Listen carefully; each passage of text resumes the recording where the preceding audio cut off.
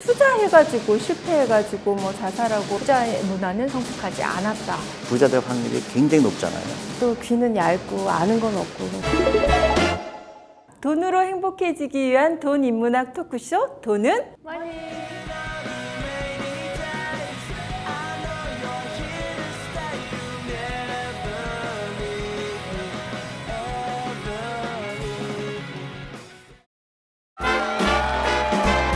네, 우리 투자에 대한 이야기 많이 나눴는데요. 이제 금액넷의 하이라이트라고 볼 수 있죠. 돈이 인풋이면 아웃풋은 행복이어야 한다. 어떻게 하면 건강한 투자로 행복해질까에 대한 이야기를 좀 더 구체적으로 나눠보겠습니다.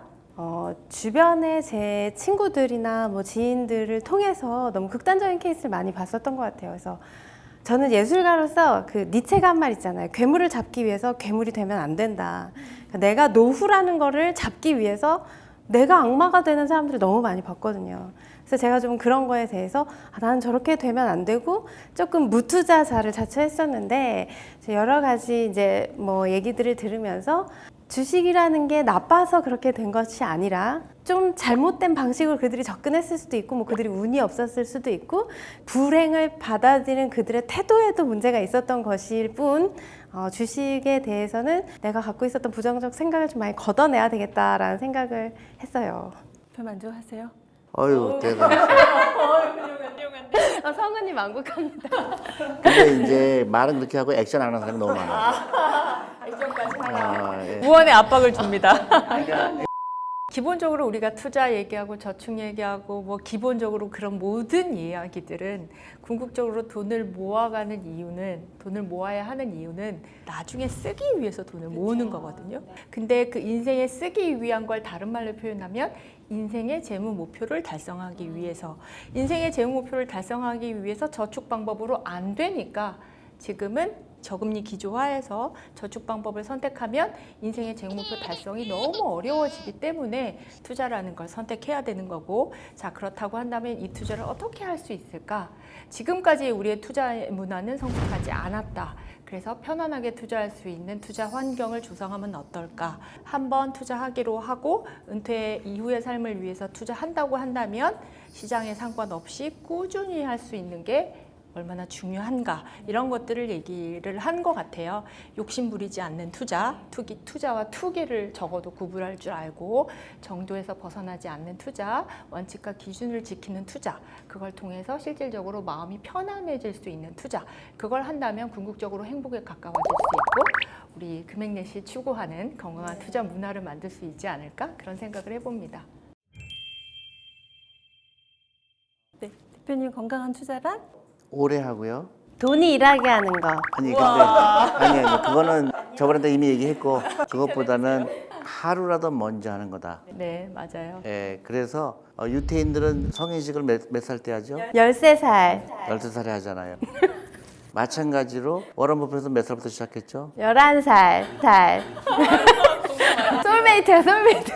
근데 제가 원하는 거는 우리 한국 사람들은 세계에서 가장 빨리 투자하는 민족, 그런 사람들이 많아지길 바라서 내가 요새 가는 데는요 산후조리원을 방문하고 있어요. 오. 그래서 1살 때부터 투자하자. 그 아이는 무지한 축복이거든요. 태어나자마자. 바지숱이라고 그러잖아요. 그걸 선물해줘요. 와우. 나 그거 봤는데 경제 독립. 안 입히고 싶을 것 같아. 여기 메리츠 경제 독립. 좀 이쁘게 만드시지. 굉장히 이뻐요. 엄청나게 그 옷을 받고 싶어서 투자하는 사람도 많아요. 그게 대한민국을 바꿀 수 있다고 생각해요. 되게 좋은 아이디어신 것 같아요. 그 아이들이 투자하게 되면요, 그 아이는 부자 될 확률이 굉장히 높잖아요. 그러면 이제 그 아이가 부자 되는 게 아니라 그 아이의 또 결혼하게 되면 아이, 손자, 그 집안이 부자가 되는 거죠. 그리고 저희가 또 하나 하는 게 이제 그 펀드 선물하기를 시작했어요. 뭐 학교를 졸업한다. 그럼 물건 사주는 게 아니고요. 근데 펀드를 선물하는 거예요. 그래서 저는 그런 사람이 100만 명이 되면은 대한민국은 저는 무지하게 큰 선진국이 될 거라고 보거든요. 일본으로 가느냐, 그 반대로 가느냐, 저는 그게 너무너무 안타깝거든요. 일본 모델로 가면 안 돼요. 일본은 망하는 모델이에요.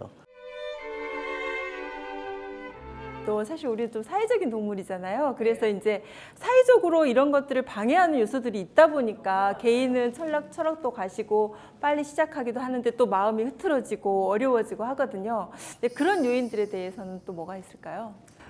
투자 문화를 망가뜨리는 가장 큰 요인을 저는 뭐라고 생각하냐면 개인의 탓도 있지만 언론과 금융기관의 탓으로 돌리고 싶습니다. 언론이 되게 투자 문화를 망가뜨리는 역할을 많이 하는 것 같아요. 그러니까 시장이 굉장히 좋으면 지금 우리나라 코스피 시장이 활황인 상태라면 어떻게 보면은 신문 1면에 그다음에 뉴스 첫 헤드라인 뉴스에 코스피 시장이 어쩌고 저쩌고 막 뉴스를 해요. 그리고 시장이 철렁하면 또 그 부분을 또 더 부각을 시켜요. 기본적으로 투자는 열매를 맺기 위해서 인내할 수 있다라는 문화 자체를 만들지 않는 것에 언론이 혁혁한 공을 세우는 거죠. 계속 그 투자에 대해 관심 가지게 하고 투자에 대해 민감하게 만들고 그 투자의 위험성에 대해서 굉장히 노출을 시키는 어떻게 보면 코스피가 하늘을 찌르고 바닥도 치고 이게 어떻게 보면 되게 당연한 건데 자연스러운 네. 건데 그걸 이제 대서특필을 하다 보니 이게 되게 큰일같이 느낀다는 거죠. 그런 방송뿐만 아니라 너무나 많은 매체들의 언론들이 있는데 나만 여기서 안 사면 이상한 거 아니야? 나만 팔면 이거 팔아야 되는 거 아니야? 이런 자극들을 너무 많이 하는 건 사실이죠. 맞아요. 외부 환경에 우리가 초연해지기가 어렵잖아요. 그래서 그 언론이 좀 자제를 해줬으면 좋겠다라는 생각이 들고요. 또 하나는 금융기관. 그러니까 기본적으로 금융기관은 수익을 창출하는 집단이기 때문에 이해는 해요. 금융소비자 입장에서는 불리하고 금융기관의 입장에서는 유리한 그런 상품을 판매할 수가 있잖아요. 가끔 전화해서 뭐 이걸로 옮겨보시면 옮겨보세요. 어떨까요? 계속해서 수수료를 맞아요. 창출시키게 모르니까 만드는데 그러면 또 귀는 얇고 아는 건 없고 그럼 그럴까 봐요. 뭐 이렇게. 증권에서 상당히 많은 그런 금융기관에서는 1년도 장기 투자라고 생각하는 마인드가 너무 강한 것 같아요. 1년은 초 단기인데 기본적으로 너무 빠른 시간 동안 투자를 계속 바꾸라고 리모델링을 하라고 얘기하는 그런 금융기관 탓에 오히려 사람들이 투자에 대한 민감도가 더 높아지거나 아니면 투자를 투자를 끌고 갈 수 없게 만드는. 그래서 사실은 우리나라 투자 문화가 좀 성숙한 투자 문화가 되고 미국처럼 미국에 제가 연수를 1년 정도 갔다 온 적이 있었는데 그때 깜짝 놀랐던 거는 거기에서는 10년도 그렇게 장기 투자가 아니더라고요. 30년 정도 돼야 투자라는 거를 얘기를 할 수 있고 그런 성숙된 문화가 우리나라에도 좀 있었으면 좋겠다. 그래서 사실은 우리 모두가 노력해야 되는 거잖아요. 개인만 노력해서 되는 게 아니라 여러 분야에서 성숙된 투자 문화를 좀 갖추는 게 일단 급선무일 것 같다라는 생각이 그렇죠. 들어요. 굉장히 동감이 가는 얘기고요. 우리가 매일 접하는 그런 미디어 거기서 너무나 잘못된 인식을 심어주는 것 같아요. 홍콩이나 싱가포르나 뉴욕에 가면 그런 금융에 대한 선전이 굉장히 많아요. 노후 준비, 뭐 돈 일하게 해라, 아니면 우리의 이런 걸 투자를 해라. 한국의 TV 같은 데가 너무 놀란 거는 일본하고 똑같아요. 일본에 뭐가 많이 나오죠? 먹방, 여행, 돈을 쓰는 데에만 다 돼 있는 거예요. 그래서 가난할 수밖에 없는 라이프를 당연시 여기는 거죠. 금융교육을 전혀 중요시 여기지 않아요. 연속국 작가들한테 제가 강의를 갔거든요. 제발 연속국 대사 중에서 저 집 주식하다 망했대 이런 얘기 좀 쓰지 말라 그런 거예요. 맞아요. 그러니까 주식하면 안 된다는 게 거기에 깔려 있는 거잖아요. 그래서 너무 마음이 아픈 거죠. 그래서 너무나 많은 사람들을 노후 준비할 수 있는 거를 그렇게 간접적으로 막는 게 한국 사회예요. 주식이라는 것이 돈을 갑자기 많이 벌 수 있는 방법이라고 잘못되어 있고 그것을 하면 망한다라고 생각하는 게 지금 현재 그 초중고 아이들도 생각하고 있다는 것은 그 프레임이 계속 내려오고 있어서 사실 이 문화를 잘 올바르게 바꾸는데 많은 그렇죠. 노력이 필요한 것 같습니다. 그래서 끊임없이 에듀케이션, 주식은 무조건 해야 되는 거다. 그리고 기업에 투자하는 거다. 장기 투자하는 거다. 그리고 그런 게 이제 사회적으로 형성이 되죠. 금융회사들이 사실은 이제 그런 마인드 자체가 철학이 좀 성숙해져서 우리가 하는 일이 금융 소비자에게 이익을 주는 일이어야 된다라는 원칙을 잘 지키고 이런 생태계를 만들어가야 이게 이제 잘 맞을 것 같은데요. 얘기해도 될까요? 네네. 내가 한국에서 정말로 그 금융 문명이 전염병이라고 생각하는 이유가 한국 사람들이 왜 전 세계에서 가장 노후 준비가 안 되는 나라가 돼 있을까? 잘못된 라이프 스타일이에요. 한국은 그 대표님 요즘에 그래서 그런 좋은 라이프 스타일 만들기 위해서 이제 버스 타고 이런 올바른 투자 문화 운동 전국 방방곡곡 다니신다고 들었는데요. 한번 소개해 주시면 좋을 것 같아요. 네, 그래서 제가 그러니까 서울은 그래도 그 금융에 대해서 조금 접할 기회가 많잖아요. 근데 지방의 그런 시골이라든가 이런 데는 사실 이런 얘기를 한 번도 안 들어보신 분들이 많고 또 미디어에서도 그런 얘기 안 하기 때문에 저희가 인터넷으로 우리 그 웹사이트에서 신청을 받아서 저희가 가는데요.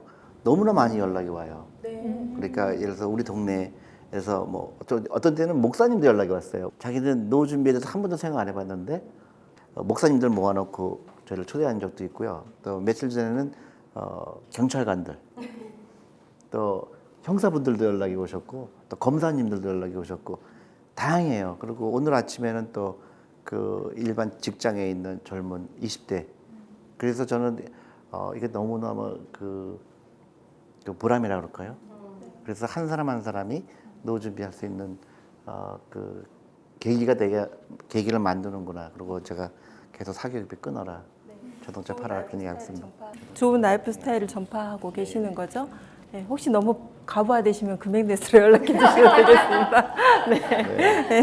저는 그래서- 굉장히 행복합니다. 네. 건강한 투자로 우리가 이제 이런 문화를 잘 만들고 또 해야 되는데 투자해가지고 실패해가지고 뭐 자살하고 뭐 이런 이야기가 너무 많아서 무용담이 많아요. 종종 봤죠. 그러니까 이게 돈이 건강이나 뭐 문화하면 체감하는 거가 아주 더디고 되게 이렇게 추상적인 거기 때문에 사람들이 그렇게까지 감정적으로 급변하지 않아요. 근데 돈은 딱 통장이나 어디에 숫자로 정확하게 딱딱딱 찍혀서 나오기 때문에 이게 어제와 오늘이 굉장히 큰 폭으로 올랐다고 그러거나 내려갔다 그러면 그 순간 사람이 어떻게 도는지를 저는 봤어요.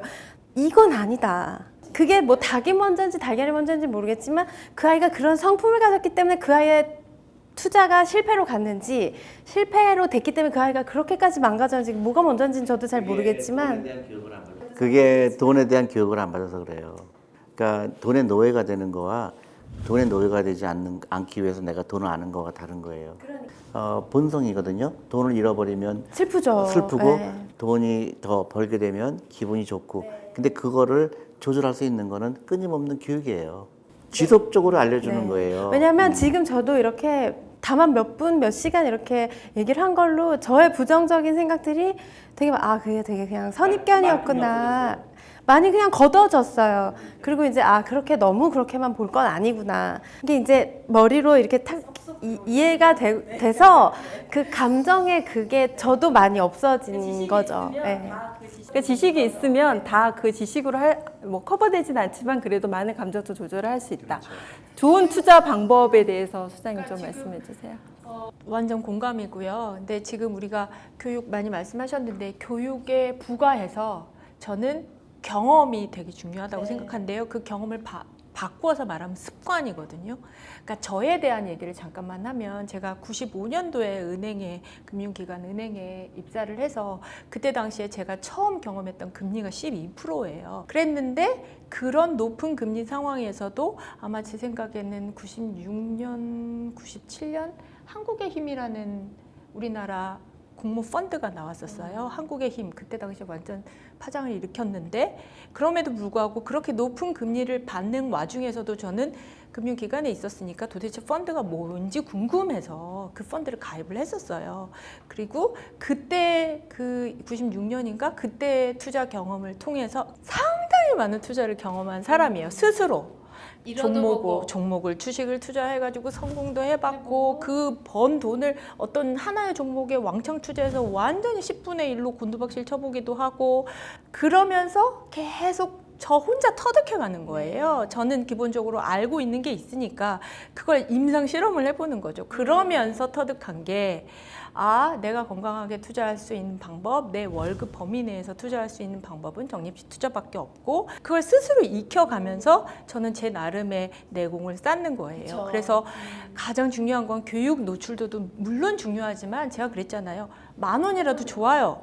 20,000원이라도 좋아요. 내가 경험한 사람과 그렇지 않은 사람과는 굉장히 차이가 있어요. 그래서 말씀하신 것처럼 커피값 5,000원 아껴서 지금 당장 투자라는 걸 한번 해보는 거예요.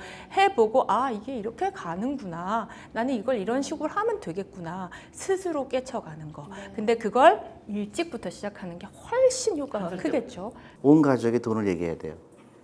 돈 얘기는 많이 할수록 좋아요. 그 이야기를 좀 하다 보면 이제 결국에는 우리가 시장 투자, 장기 투자 이런 이야기 나왔는데 너무 많은 것들을 살펴보지 말자. 이 철학과 신념 이런 게 중요하고 어렸을 때 시작하고 그다음에 뭐 장마 것은 자꾸 장독 뚜껑대 열어보면 장마 상한다고 하시잖아요. 그래서 자꾸 들여다보고 의심하고 이렇게 하지 말고 저는 뭐 했다 하면 또 잘해요. 뭐든지. 근데 이제 그 시작을 하는 그거에 대해서는 오늘 교육이 아주 저에게도 유익했다고 생각합니다. 자, 마지막으로 대표님 뭐 또 그래도 투자할 때 어떤 거 꼭 해야 된다. 좋은 말씀하셨어요. 경험을 해라. 맞아요. 제가 많은 사람 만났는데 5년 전에 만난 사람이 아 대표님 그때 너무 좋았어요. 근데 투자 아직도 안 해? 시작했어요? 아직 안 했어요. 그러면 너무 만약에 5년 전에 했으면 지금 많은 자산이 이미 모았을 텐데 그래서 그 미국에서도 많이 하는 얘기가 그런 거예요. 액트를 해라.